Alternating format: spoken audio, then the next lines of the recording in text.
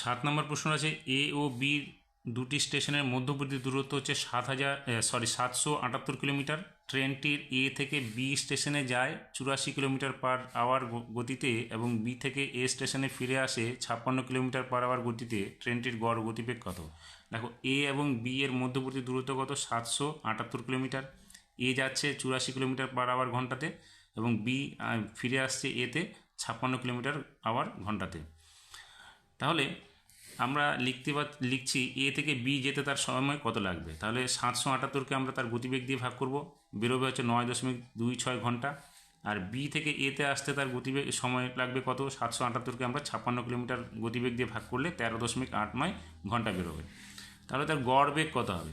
গড় বেগ হচ্ছে যেতে 778 কিলোমিটার এবং আসতে 778 কিলোমিটার, তাহলে দুটো যোগ করব আর তার যাওয়া আসার মোট সময় দিয়ে ভাগ করে দেবো।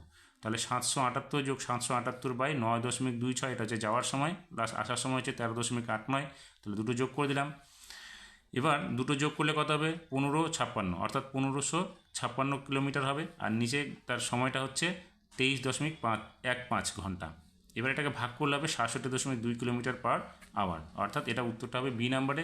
তাহলে গড় বেগ কত বেরোলো? 67.2 কিলোমিটার পার ঘন্টা।